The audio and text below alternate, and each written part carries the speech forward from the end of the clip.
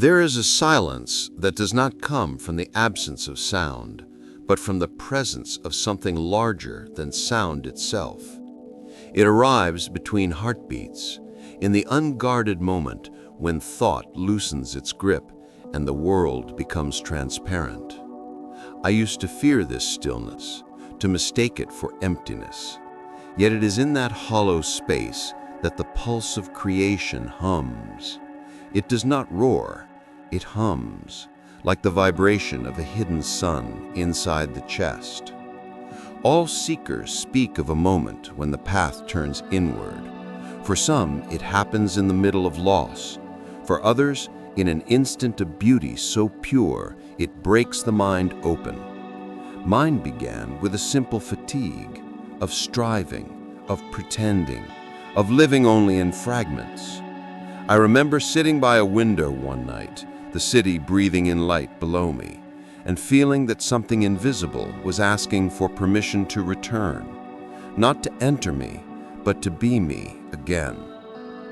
They say truth comes like a key, yet no one tells you it is made of silence.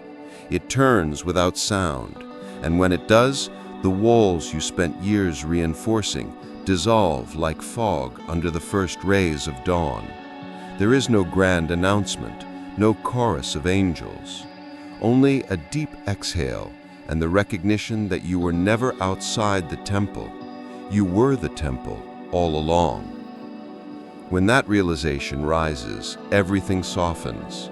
The air seems to hold its breath in reverence. Even pain, once sharp, becomes a teacher in disguise. I watched memories reassemble themselves into patterns of mercy. Regret lost its claws. The child within me, long exiled by shame, finally dared to speak. You don't need to run anymore. That was the first turn of the silent key, the moment the inner door gave way. I had spent years trying to earn what was already mine: connection, grace, belonging. Now I understood. The journey was not about climbing higher, but about sinking gently into what had always waited beneath the noise. Beneath the striving was stillness. Beneath the stillness was light, and beneath the light, a love without direction or demand. In the days that followed, nothing outward seemed to change, yet everything within did. The same streets, the same conversations, but the edges glowed. Even the smallest motion, a leaf trembling, a stranger's smile, the pause before answering, carried a message. The universe is still speaking. Were you listening? I began to see patterns hidden in the ordinary. The rhythm of footsteps on pavement mirrored the beat of my own heart. The way light bent through glass whispered of laws older than matter. Each encounter, each delay, each coincidence felt choreographed by an intelligence too vast to name, but too intimate to deny. I realized I was not moving through life. Life was moving through me.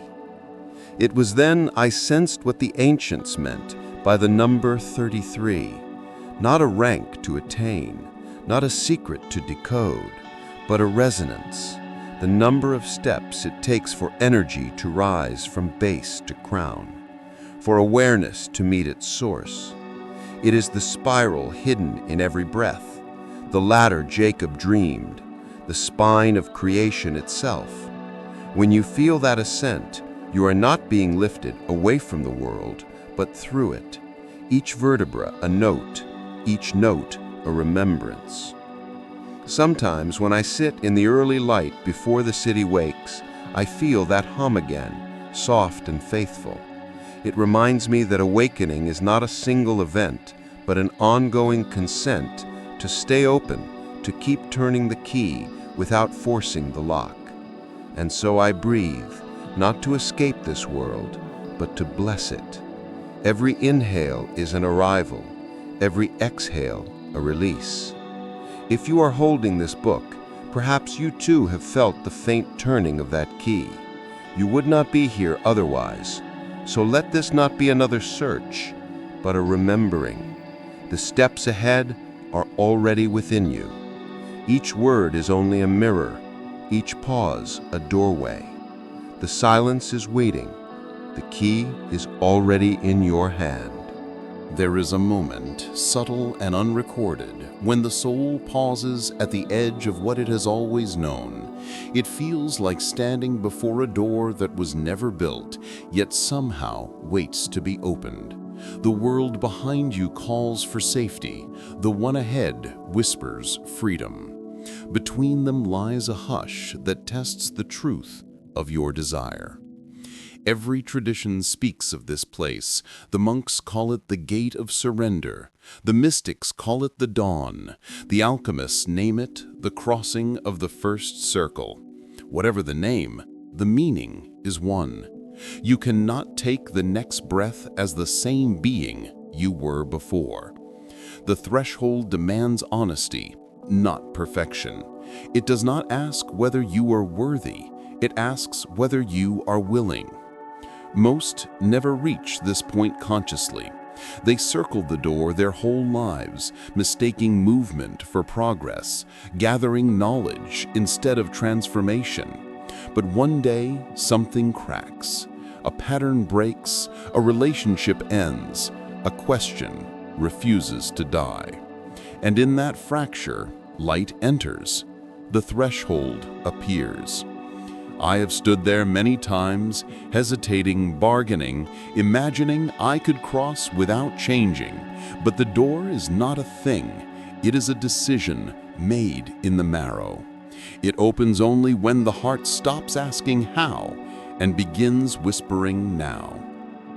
Once that whisper takes root, no argument of the mind can silence it. The pull grows steady, ancient, unmistakable. Crossing does not begin with movement, it begins with recognition. You realize that the threshold is not outside of you. It is the exact line where fear ends and trust begins, the point where the known world surrenders its map. To step through is to release the comfort of gravity, to float, however briefly, in faith. It is natural to tremble there. Every cell remembers the pain of shedding an old skin. The ego clings, promising safety if only you turn back. Yet you know that safety without growth is only another word for sleep. The silence from the prologue returns, now sharper, calling you to step.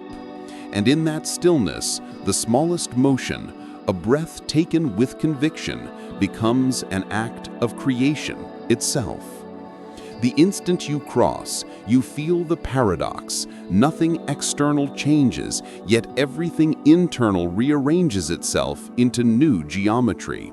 You are still the same person walking the same street, but your footsteps echo differently, as if the earth finally recognizes you. The air carries your name with a softness you've never heard before. You have entered no temple, yet sacredness follows you like light on water. The threshold demands a price, but not in suffering, in surrender. To enter the new, you must allow the old self to die, not in violence, but in yielding. It's the death of pretending, of carrying identities that were never truly yours. The dying is gentle when you consent to it, but it is inevitable. The butterfly cannot negotiate with the cocoon. At first, grief comes disguised as confusion. You may wonder who you are now, stripped of familiar fears. You may try to return to the person you were, but the door no longer exists. Once the crossing happens, even memory begins to dissolve into compassion. You look back and bless what you once cursed. That is how resurrection feels, not triumph, but peace. The courage required is not dramatic, it is quiet, almost invisible, like the heartbeat of a sleeping child. You begin to trust that something greater than your plans is at work, that the same current that spins galaxies can guide the next step of your journey. Faith ceases to be belief and becomes breathing. Each inhale builds a bridge. Each exhale erases the past. There is no guardian barring the way, only the shadow of your own doubt. When you look closely, even that dissolves. The darkness at the door was never an enemy. It was simply the unclaimed part of your light, waiting to be integrated. To embrace it is to realize that the universe was never testing you. It was inviting you home. Crossing the threshold is the first of the 33 inner steps. It is not spectacular, but sacred. You will take this step again and again throughout your life, for every new level of awareness carries its own doorway. Yet the essence remains the same. There is no force outside of you that can open it. The decision is the key, and you are the hand that turns it. When I look back now, I see that nothing truly began until that moment of consent. The door was never locked. The crossing was never far. It waited only for the simple, timeless act of saying yes. Every soul, at some point, mistakes the projection for the projector. We look upon the screen of the world and believe that what we see is fixed, external, beyond us. We forget that the film runs from inside the mind, that the light behind every moving image is our own awareness. The veil we speak of is not made of fabric or energy. It is woven of assumptions, fears, and stories repeated so often they harden into fact. The veil is subtle because it feels intimate.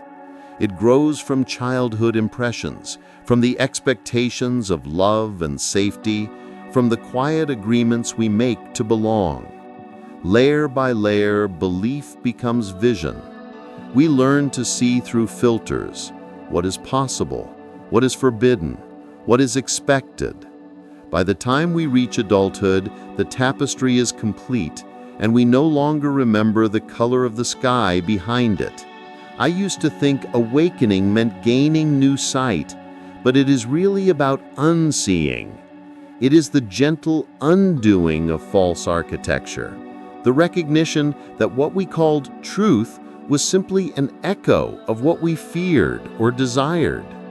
When the veil trembles, reality does not collapse, it reveals.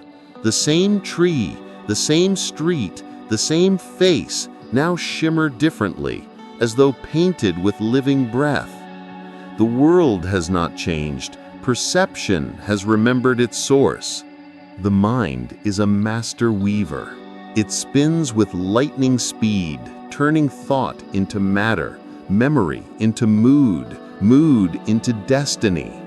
When it is unconscious, it traps itself in its own fabric. Yet when awareness looks directly at the loom, the threads slow down, revealing the hidden hands that move them. That moment of seeing is liberation, the recognition that the veil was never an enemy, only a mirror waiting to be noticed. This is why sages say the universe is mental, not because it denies matter, but because it reveals matter as mind in form. When the mind believes in separation, the world appears fragmented. When it believes in unity, creation organizes itself into harmony. The veil shifts with each belief. It is merciful, not malicious, pliable, not permanent. And when the light of inquiry passes through it, even the thickest illusion becomes translucent.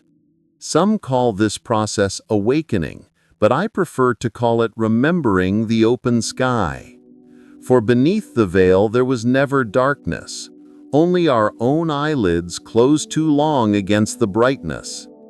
The sky of being has always been clear, unbroken, infinite. Every cloud of thought that crosses it eventually dissolves back into the blue. The dissolution of illusion rarely comes with thunder. It arrives quietly, like dawn touching a sleeping room.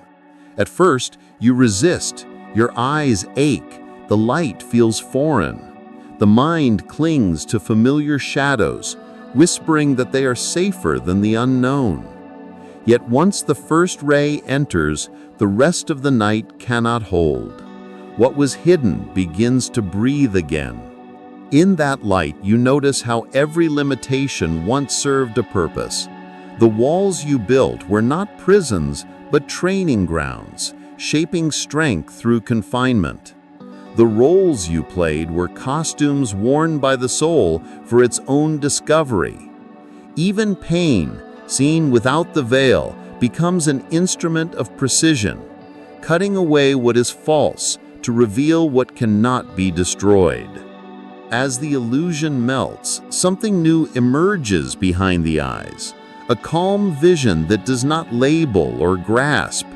You begin to see through things instead of at them. The heart, long imprisoned in narrative, learns to witness without control. This is not detachment, it is participation without possession. The world is no longer an object to fix, but a reflection to bless. Many describe this stage as emptiness, but it is fullness wearing transparency. When nothing stands between you and what is, even air feels sacred. The open sky you once sought is now the space inside your chest. You realize that seeing truly is not about adding clarity, it is about removing commentary. The silence behind perception becomes your teacher, and its first lesson is mercy. There is no enemy to defeat, no devil to outwit, no curtain to tear down. The veil was woven by love itself to give experience the texture of discovery. Without it, there would be no story, no path, no awakening to remember.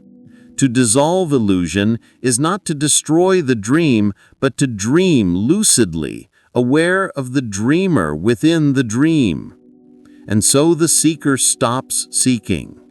She stands in the same world, yet everything breathes with divine intimacy. The prison was never real, only imagined walls between infinite rooms of light. Awakening is not escape, it is arrival. The veil was not lifted, you simply opened your eyes. If the universe could speak in a single sound, that sound would be harmony. It would not be the absence of dissonance, but the secret rhythm that allows opposites to coexist in beauty. Every galaxy, every atom, every breath obeys this law, whether we notice or not. It is the thread that ties the chaos of becoming to the calm of being, turning existence into music instead of noise. From the spiral of a shell to the orbit of stars, the same ratio, the same grace. Creation is not an accident of matter, it is a choreography of resonance. Where two frequencies meet in agreement, form emerges. Where they clash, the universe rearranges until balance is restored. Even destruction is only the sound of retuning, the cosmos remembering its perfect pitch. We are woven from the same score. The pulse that moves oceans also moves the blood through our veins. Our hearts beat in time with the stars that birthed us. Our cells hum to the mathematics of infinity. When we forget this, we suffer. When we remember, peace returns, not as an achievement, but as recognition. Long before language, ancient minds intuited this pattern. They carved circles in stone, built temples aligned to the solstice, tuned instruments to the hum of the earth. They did not worship the sun, they listened to it. To them, light was sound made visible. They understood that the law governing the heavens is the same law governing the heart. Both collapse when out of tune. But harmony is not uniformity. It does not erase difference, it orchestrates it. A symphony needs contrast, the silence between notes, the tension before resolution. The universe breathes through polarity, yet never divides itself. What we call duality is only the rhythm of unity unfolding in two directions. When we resist that dance, we call it conflict. When we surrender, we call it love. The supreme law of harmony does not punish, it calibrates. It waits patiently for us to stop fighting our own song. The moment we listen, it begins to tune us back into alignment. That tuning may sound like loss or change, but it is mercy in motion, the cosmos pulling us back into the key of our origin. Every event, pleasant or painful, is the instrument through which life plays us back to wholeness. To live in harmony is to live as a bridge between worlds, the visible and the invisible, the personal and the cosmic. The human being is not a fragment, she is an orchestra in flesh, carrying the frequencies of matter, mind, and spirit within one fragile frame. When these dimensions play in unison, even briefly, something divine occurs. The universe recognizes itself in human form. The mind is the conductor. It cannot create sound, but it sets the tempo. When thought races, rhythm collapses. When it slows into presence, the music returns. Emotion is the string section, capable of trembling beauty or violent discord, depending on how it is touched. Spirit is the breath that moves through them all, the unseen current turning vibration into voice. Most of us live as if the instruments were separate, arguing over who should lead. The intellect dismisses the heart, the body distrusts the soul. But harmony is born when we stop competing for control and begin listening for the tone beneath our noise. You do not need to silence the mind, you need to let it listen. You do not need to repress emotion, you need to let it tune itself to love.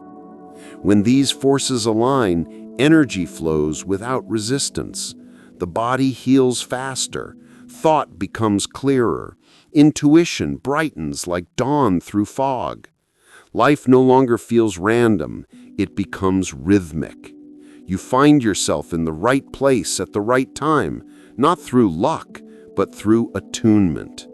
The universe has always been speaking. Now, finally, you are in the same key. Some ask, how do I find this harmony? But harmony is not found. It is revealed when conflict rests.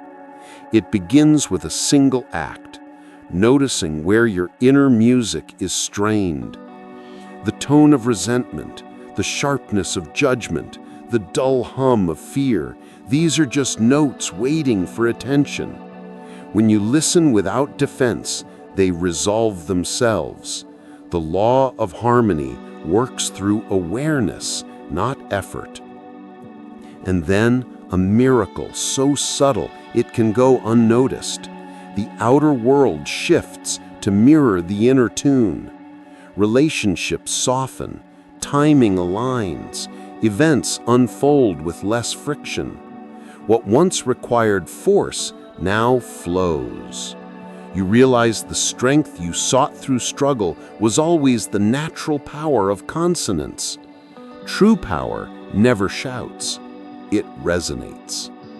To live by the supreme law of harmony is to remember that you are not a solitary note trying to be heard, but part of a cosmic chord already singing. The task is not to control the song, but to join it consciously. In that joining, conflict dissolves, and creation recognizes its own reflection. You become what you are always meant to be, a living instrument of the universe, tuned to love. Every thought is a vibration before it becomes a thing. Long before it gathers shape or consequence, it hums, a frequency, subtle, yet precise. The universe listens to this hum, not with judgment, but with resonance. Whatever tone you hold, it amplifies, returning it as experience. This is the oldest magic, the first science, the invisible chemistry of consciousness. Thoughts are not abstractions. They are seeds of light condensed into soundless movement. Some flicker faintly and vanish. Others root deep in the field of being, attracting particles, people, and patterns that match their pitch. When you think, you are not merely reflecting the world, you are composing it. The architect's hand is invisible, but its blueprints are frequencies. To recognize the vibrational nature of thought is to awaken as an alchemist of mind. The metals you work with are not lead and gold, but fear and love, density and radiance. Each time you choose a higher tone, a thought of gratitude instead of complaint, of trust instead of doubt, you shift the substance of your reality. Energy, obeying its own law, transmutes accordingly. This is not metaphor. The heart and brain generate measurable electromagnetic fields that interact with the larger field around you. Emotion colors the signal. Belief gives it form. When coherence arises, when mind and heart vibrate together, waves extend outward, ordering what seemed chaotic. The ancients called this prayer, though no words were needed. Yet the work is subtle. You cannot fake vibration, you must embody it.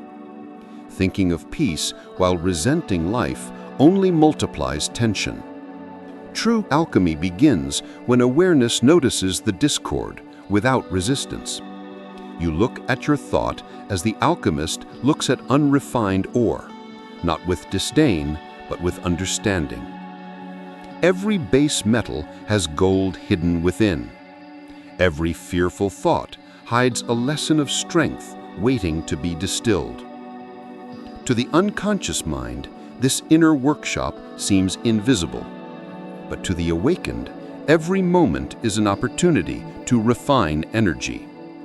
Each judgment softened, each memory re-seen, each emotion allowed to breathe becomes part of the great work. The furnace is attention. The flame is compassion. When these are steady, even the heaviest substance begins to glow.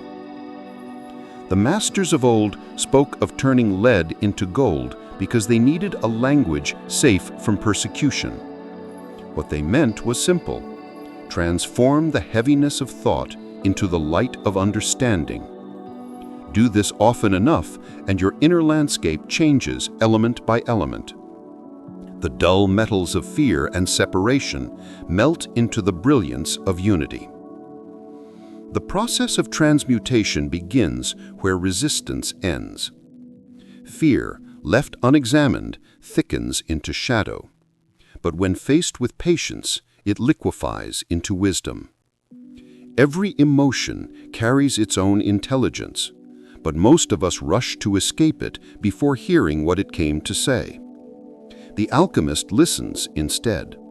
She holds the substance of her pain in steady awareness until it reveals its hidden name: protection, longing, love misdirected.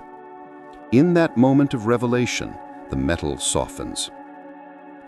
To transmute fear is not to destroy it, but to liberate the energy trapped inside it. Fear is only faith inverted, a belief in separation. When you meet it with presence, it remembers its true frequency. It turns upward, aligning again with the current of life. What once constricted you becomes the very force that expands you. That is the paradox of all sacred chemistry. The poison, correctly understood, becomes the cure. Emotion is energy in motion. Repression is stagnation. Every time you breathe through discomfort, instead of fleeing it, you stoke the fire of refinement. Heat purifies. Tears are part of the reaction, the liquid gold of surrender. In the stillness after the burn, a new clarity forms, not an idea, but a state. You are no longer thinking of light, you are becoming it. The mind alone cannot accomplish this. It can observe, name, and guide, but the true alchemy occurs in the heart, where duality dissolves. The heart does not analyze, it transforms. It takes what the mind calls unbearable and holds it until it sings. To live from the heart is to keep the furnace lit, not by effort, but by willingness to feel. At times, this purification will resemble loss. People may leave, ambitions may fade, identities may crumble. Do not mistake this for failure. It is the metal shedding its impurities. Every ending is a casting off of dross, making space for clarity to crystallize. The process is ancient, merciful, exact. Nothing real is lost. Only what cannot endure truth melts away. When the work is complete, the alchemist does not shine with pride, but with quiet radiance. Her thoughts move slower, gentler. She no longer reacts, she responds. Light becomes her language. She understands that creation is not accomplished by control, but by coherence. The purified mind no longer demands, it harmonizes. In this way, every human becomes a living laboratory where consciousness refines itself. Every fear faced is a transmutation. Every forgiveness a flash of gold. The goal is not perfection, but transparency, to let the divine light pass through without distortion. When thought has been turned to light, life itself becomes luminous. And the true philosopher's stone, long sought in legend, is nothing other than a heart at peace. Before the first word, before the first sun ignited, there was pattern. A silent rhythm turned upon itself, dividing and multiplying, tracing the invisible curves that would become galaxies, rivers, fingerprints. The universe did not begin with matter, it began with proportion. Every orbit, every petal, every shell spirals according to that same eternal ratio, the breath of order within expansion. Creation is not random, it dances to a code that can be heard only by a listening heart. The ancients called it the golden measure, the key that unites beauty with truth. To them, the divine did not hide in temples, but in triangles, in the way a sunflower arranges its seeds, in the curve of a wave collapsing on sand. They saw geometry as prayer, each form an act of devotion, each number a syllable of the infinite name. To study proportion was to study God in motion. Everywhere the pattern repeats itself, the spiral of the galaxy mirrors the curl of your DNA. The branching of trees echoes the pathways of your lungs. The macrocosm and microcosm are not reflections, but continuations of one living equation. You are not in the universe, you are the formula by which it knows itself. The rhythm of this geometry is breath. Inhale and the circle contracts. Exhale and it expands. The same pulse that builds a nebula also builds your heartbeat. Harmony is not achieved, it is remembered when you breathe consciously. The golden ratio is carved between the two halves of your ribcage, the 5 that turns oxygen into song. Even time follows the pattern. Growth, decay, rebirth. The The spiral ascends, never returning to the same point, yet always echoing its beginning. That is why healing feels familiar. It is the curve bending back toward balance. Suffering, too, is part of the symmetry, the compression before expansion, the drawing in before the release of light. Every contraction serves the architecture of awakening. Mathematics is the poetry of existence. The numbers are not cold, they are compassionate. They keep everything from falling apart. When you look long enough at a snowflake or a honeycomb, the mind stops speaking. It recognizes perfection not as flawlessness, but as coherence. The same coherence you glimpse in nature is waiting within your own structure, whispering, "Remember, you are made of ratios that never break." The body is geometry made flesh, the sacred diagram translated into sensation. Your spine is a column of ascending spirals, your heart a rhythmic compass, your brain a cathedral of golden intersections. Every cell holds the blueprint of creation vibrating to the same equation that governs the stars. To move is to trace invisible lines of symmetry through space. To love is to let energy follow its most elegant curve. When you close your eyes in meditation, the inner architect awakens. You begin to sense the lattice of light behind perception, the grid where thought crystallizes into form. Each emotion creates a ripple through this matrix, altering its geometry.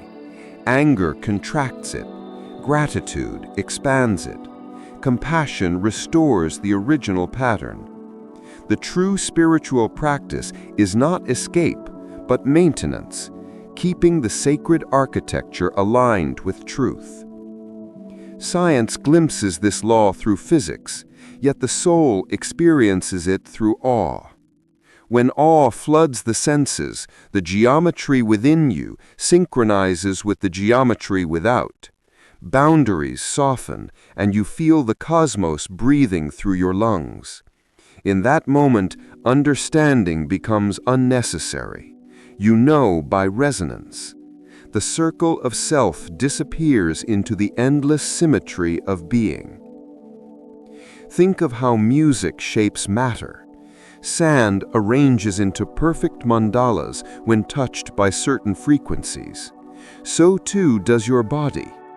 Every word, every thought, every emotion leaves a geometric trace upon your waters.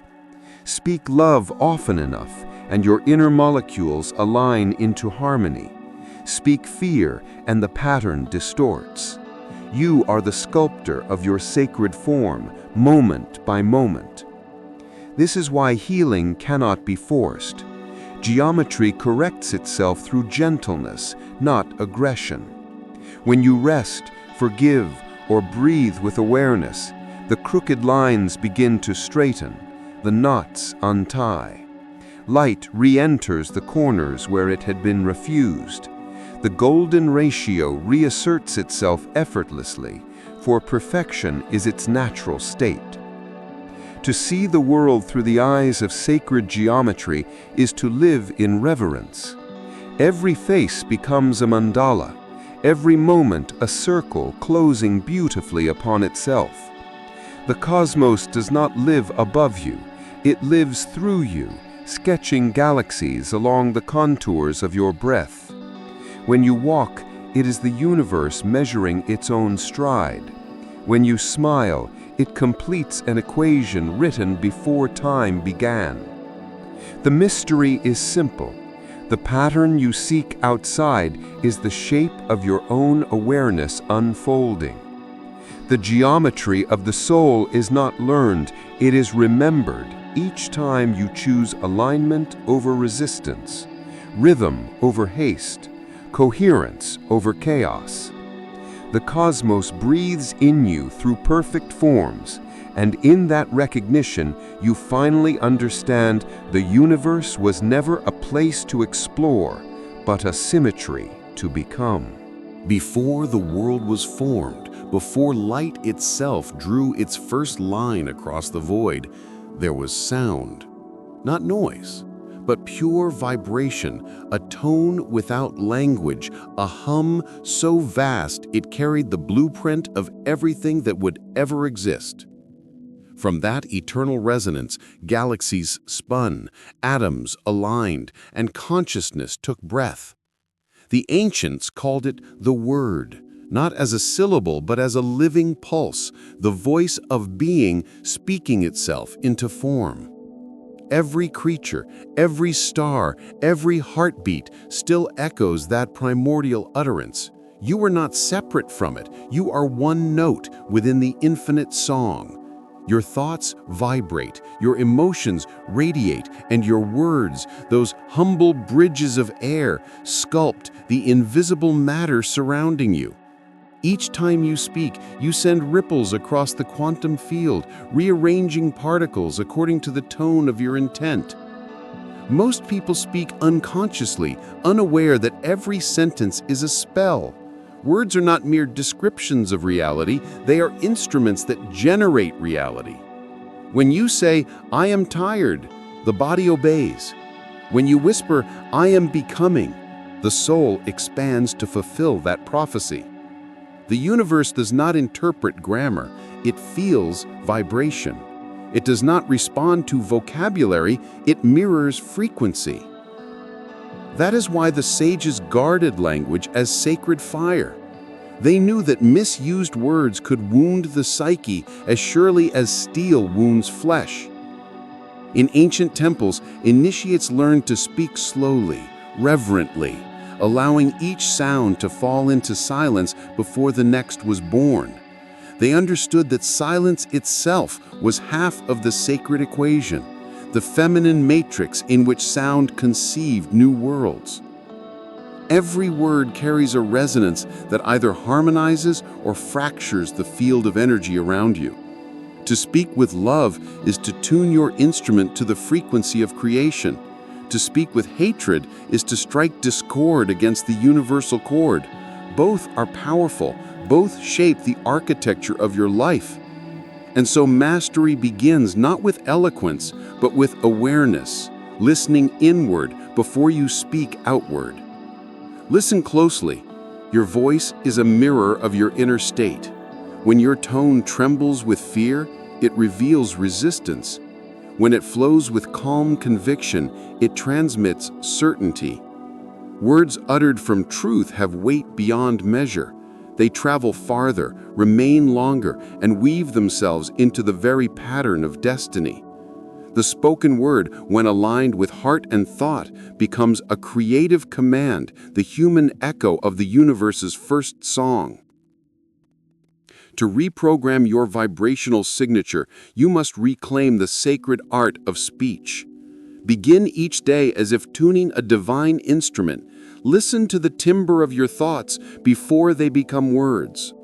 Ask, does this vibration uplift or diminish? Does it echo love or lack? The universe records nothing but the frequency you emit. Speak with intention, and your entire field begins to reorganize. There is profound alchemy in articulation. When you say thank you and truly mean it, molecules shift, your heartbeat synchronizes with harmony itself. Gratitude is not politeness, it is resonance. When you bless what you have, you amplify its vibration, and what matches that tone is drawn to you naturally. The same applies to every declaration of the self. The phrase, "I am," is the most potent formula ever spoken. Whatever follows it becomes a command to creation. This is why careless repetition of pain keeps it alive. Every time you rehearse limitation, you engrave it deeper into the energetic matrix. But the moment you change the language, the pattern begins to dissolve. Replace "I am broken" with "I am becoming whole," and the geometry of your field rearranges itself to match. Words are not metaphors, they are frequencies that instruct reality how to behave. Speak softly, not because the world demands gentleness, but because subtle tones reach farther than force. A whisper of truth carries across centuries. A scream of fear dies within minutes. The universe is an exquisite listener. It catches every nuance, every syllable, every breath. When your words and emotions sing the same note, the response is immediate. When they contradict each other, the echo returns as confusion. Harmony, as always, is the law. The act of conscious speech, therefore, is sacred practice. Chanting, prayer, poetry, all are forms of tuning. They refine the rough stone of thought into the crystal of vibration. But beyond ritual lies simplicity. Speak kindly, truthfully, intentionally, and your entire existence becomes a hymn. You will notice that people breathe easier around you, that time slows, that opportunities arise in improbable ways. These are not miracles, they are harmonics responding to a clarified tone. Remember, silence too is a word. It is the space where all vibration returns to source. When you pause before speaking, when you allow stillness to cradle your next sentence, you are aligning yourself with the breath of the cosmos. From that quiet, whatever emerges will carry light. And so the teaching is simple yet infinite. Every word you pronounce molds reality. Every sentence builds a world. Every silence prepares the birth of another universe. Speak then as the Creator would, with love, precision, and reverence. Let your words be bridges of light, not weapons of reaction. Let your voice remind others of their own hidden music. For when the word becomes one with awareness, the human being transcends description and becomes declaration, a living vibration shaping the universe with every breath. There is a flame within you that has never gone out. It may flicker when storms rise. It may hide beneath the ashes of worry and time, but it has never been extinguished. This flame is not a fire as you know it. It does not burn or consume. It illuminates. It is the pulse that keeps your being alive even when hope sleeps. You felt it as a child, in the awe of first discoveries, in the laughter that needed no reason, in the quiet certainty that life itself was a friend.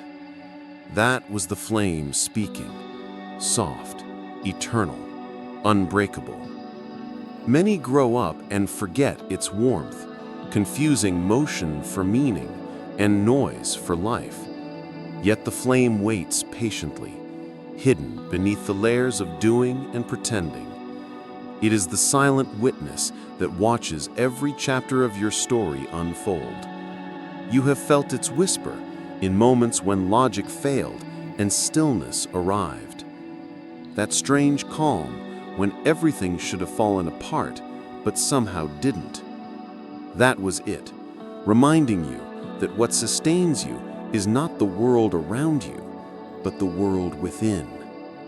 This inner fire is the essence of divine presence translated into energy. It animates every cell, organizes every heartbeat, and draws breath into the body without effort. When you are aligned with it, you feel weightless, alive, guided, not because circumstances are perfect, but because something luminous burns behind your eyes. It is not external light entering you. It is your own radiance remembering itself. To live in awareness of the flame is to live in reverence. You no longer rush. You no longer need constant proof. You begin to see that even the smallest moment, sunlight across the floor, the sound of distant rain, glows with sacred intimacy. The same energy that spins the galaxies is flowing through your veins, disguised as warmth, heartbeat, and breath. When you close your eyes and listen, you can feel it, the hum beneath thought, the steady glow beneath fear. This is not imagination, It is remembrance. The flame does not need to be created. It only needs to be acknowledged. Every act of kindness, every breath taken with gratitude, every silence embraced in peace feeds it. And when it grows bright, you do not become someone new. You simply become visible again to yourself. The body, mind, and spirit reorient around that inner sun. Confusion dissolves, fatigue lifts, and direction returns. You stop asking where the light went because you realize it never left. It is said that the universe sustains itself by one endless combustion, stars consuming darkness into radiance. You are one of those stars. The fire within you is the same sacred principle, burning not to destroy, but to reveal. It burns through falsehood, through the illusions of separation, until only the essential remains, the living spark that connects all things. To awaken to it is not to reach upward, but to turn inward and recognize that heaven was always located behind your heartbeat. Deep within that flame lie the codes, invisible inscriptions etched into the very fabric of your being. These are not written in words or symbols, but in frequency and light.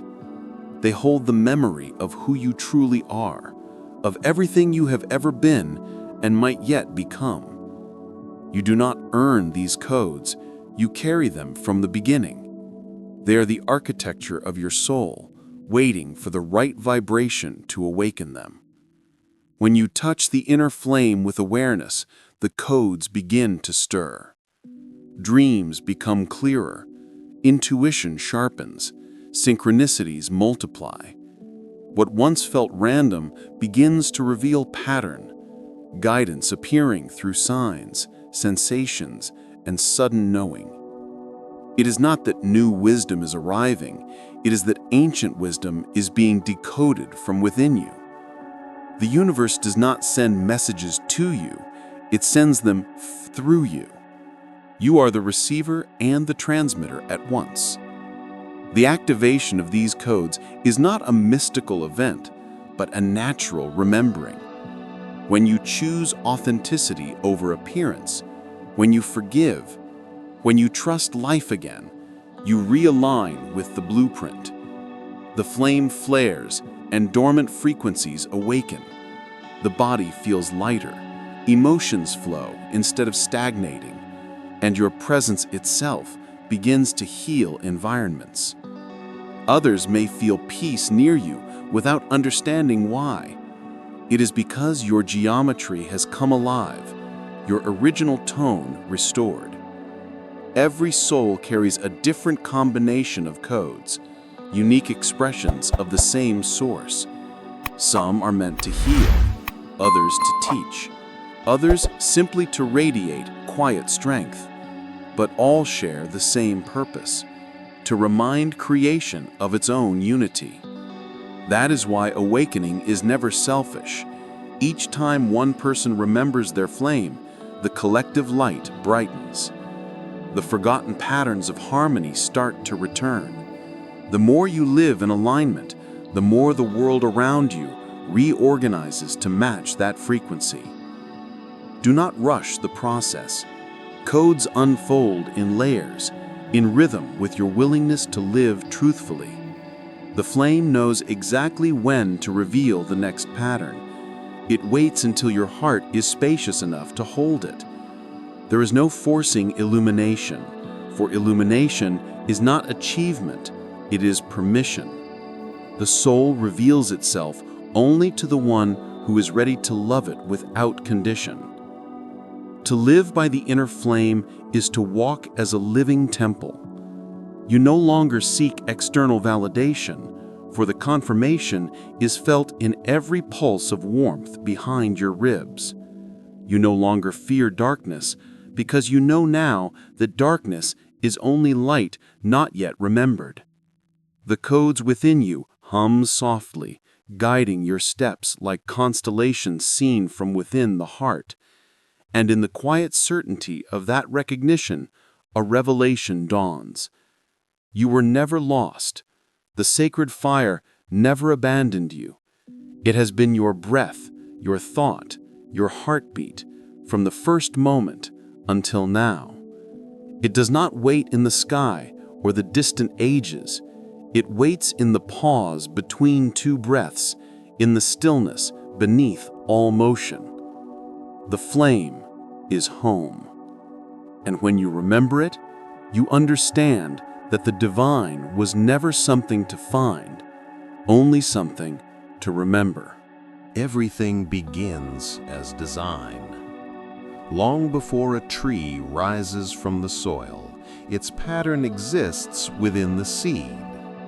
Before the seed itself, there is intention, the silent code that tells it how to reach toward light. The same law governs you. Every event, every encounter, every unfolding of your path originates first as architecture within consciousness. The outer world is only the visible echo of an inner drawing. The mind is not merely a thinker, it is an architect, sketching structures into the field of potential with every thought and emotion. Each belief becomes a line of geometry, each conviction a foundation stone. What you dwell upon does not vanish when you turn away. It remains, waiting to be built. The invisible blueprint precedes the visible house. When you understand this, responsibility ceases to feel like burden and becomes empowerment. The universe is not testing you, it is constructing from your plans. If your design is drawn in fear, the structure trembles. If it is drawn in faith, it stands through storms. The laws are precise, impartial, compassionate. They simply replicate the vibration you provide.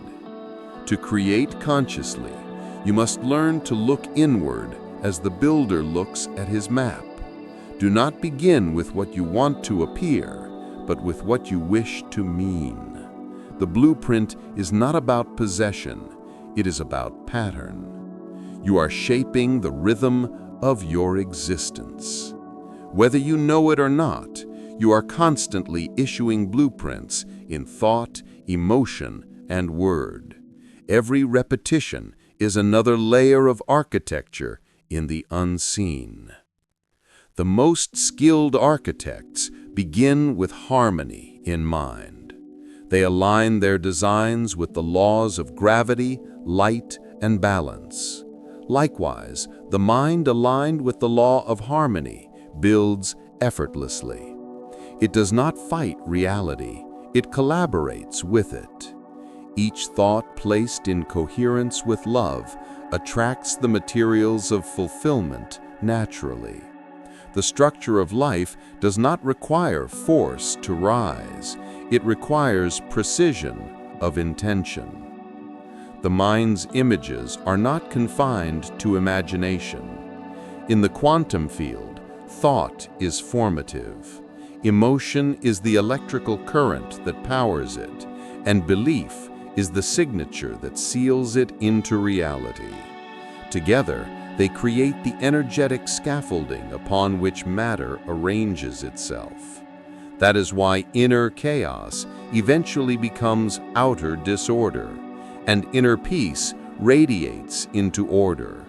The blueprint does not lie. It translates perfectly whatever you inscribe upon it. To redraw the plan is to renew existence. It is to pick up the compass of awareness and trace new symmetry where fear once carved fractures. Each time you choose a thought aligned with truth, a beam of light is added to the design. Each time you forgive, the architecture strengthens. You are not trapped within walls built long ago.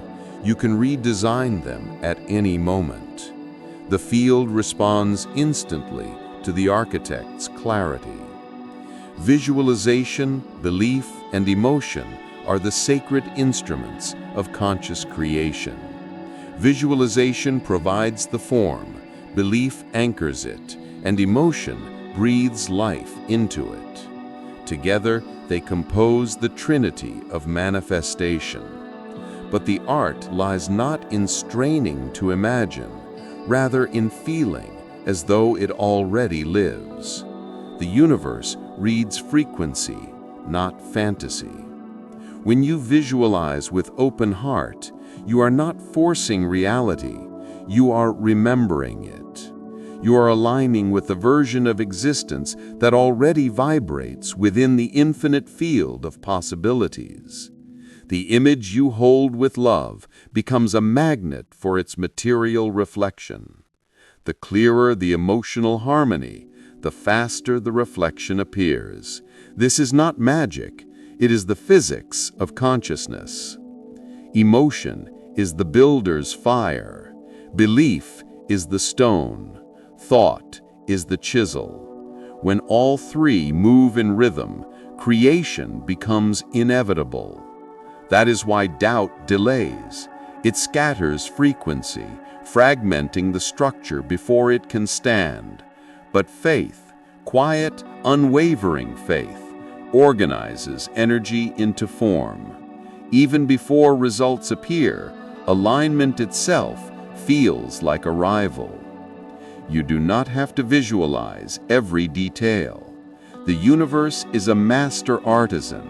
It knows the mathematics of fulfillment better than your mind ever could. Your role is to hold the essence, the feeling, the vibrational outline. The field will handle the architecture. What you must sustain is coherence, a clear, loving state that allows energy to assemble naturally. When gratitude becomes your default tone, manifestation becomes continuous. To build consciously is to live as co-creator, not as spectator. You learn to walk through your days as through a sacred construction site, laying foundations of peace, framing your moments with intention, letting joy paint the walls. Each conversation, each thought, each pause contributes to the structure. Even silence adds dimension, for stillness is the blueprint's breath. This understanding dissolves the illusion of separation between spiritual and material life. There is no divide, only design at different densities. The chair you sit on, the path you walk, the dream you nurture, they are all geometry translated through frequency. Matter is simply slowed vibration, the visible residue of invisible symmetry. The more aware you become of this truth, the more consciously you create. You stop speaking carelessly, thinking idly, or fearing unnecessarily. You start designing. You begin to live not as a victim of circumstance, but as the living extension of universal intention. Each day becomes a draft of eternity, each thought a stroke upon the plan of your destiny. And so, the teaching is both humbling and exalting. There is no outer architect drawing your life from afar. You are the hand and the plan, the drafter and the dwelling. Every belief, every vision, every emotion sketches the corridors through which your future will walk. Look around. The structures already built are not punishments, they are reflections. Begin again. Draw anew, with love as your compass and gratitude as your measure. For creation is not a privilege, it is your nature. Each thought is a line upon the great blueprint of being, and the universe responds faithfully to every stroke. You are building light in slow motion. Choose your design with reverence, For the plan you draw within will one day become the world you walk through. I have walked far, yet not a single step was outside myself. Each ascent, each descent, each revelation was a turning inward, not toward a destination, but toward a recognition. I thought the journey would take me across distances measured in miles or miracles. Instead, it led me back to the quiet pulse behind my ribs. The 33 steps were never a ladder to heaven. They were the spiral staircase of awareness unfolding within the heart. In the beginning, I searched for light as if it were somewhere else, a summit to conquer, a vision to earn. I prayed to the sky, waited for signs, studied the wisdom of those who had seen beyond. But every teaching, every silence, every trial whispered the same truth. The light you seek is the one that seeks through you. It had never been absent, only unacknowledged. I remember the moment that truth became real. It was not dramatic. There was no thunder, no voice calling my name. There was only stillness. A stillness so vast it dissolved the line between breathing and being breathed. In that space, gratitude rose without object. It was not gratitude for something, it was gratitude as existence itself. I realized then that the source does not demand worship, it invites recognition. To recognize it is to remember that we were never apart. The world has not changed since that day. Same streets, same faces, the same challenges remain, but the way I see them has become transparent. Each encounter is a reflection, each difficulty a doorway, each breath a hymn. I no longer try to escape life or transcend it. The sacred is not beyond, it is beneath, inside, around. I carry it in every glance I give, every word I speak, every silence I allow. There is a rhythm that governs everything, an unbroken current weaving joy and sorrow into one continuous thread. When I rest in that rhythm, I can no longer find the border between myself and the world. A leaf trembling in the wind is my own heartbeat extended into form. The ocean's pulse is the same as the blood in my veins. The stars above are not far. They are the outer eyes of the same consciousness looking inward through me. Gratitude has become my language. It is how I think, how I move, how I greet the day.